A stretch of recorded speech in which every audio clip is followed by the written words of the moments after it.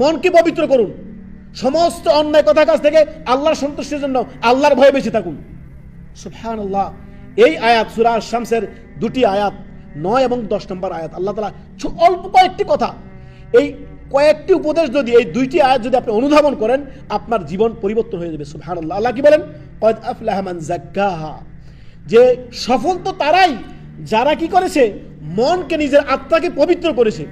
যাক্কাহা, আত্মাকে কলুষিত করে দেয়নি, আত্মাকে পবিত্র রেখেছে সমস্ত অশ্লীল কাজ থেকে, সমস্ত ফাহিশা থেকে, সমস্ত গুনাহ থেকে, সমস্ত মাসিয়াত থেকে, সমস্ত অন্যায় কথা কাজ থেকে নিজে বেঁচে থেকেছে। ওয়াকাদ খাবা মান দাসাহা, আর ব্যর্থ হচ্ছে সেই ব্যক্তি, সবচেয়ে ক্ষতিগ্রস্ত হচ্ছে ওই ব্যক্তি, সবচেয়ে আপনার লস, সবচেয়ে আপনার হতভাগা হচ্ছে ওই ব্যক্তি যে তার আত্মাকে কলুষিত করে দিয়েছে। কি দিয়ে? জেনা, ব্যভিচার, হারাম, নাজায়েজ, সুদ, ঘুষ দিয়ে, সমস্ত অন্যায় দিয়ে নিজের আত্মাকে, নিজের জীবনকে পরিপূর্ণ করে দিয়েছে। সে হচ্ছে ব্যর্থ, খাবা, অসফল।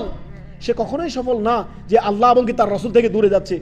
প্রকৃতপক্ষে সফল হচ্ছে ওই ব্যক্তি যে ব্যক্তি আল্লাহ এবং কি তার রাসূল সাল্লাল্লাহু আলাইহি ওয়াসাল্লামের আনুগত্য অনুসরণ করেছে। সুবহানাল্লাহ।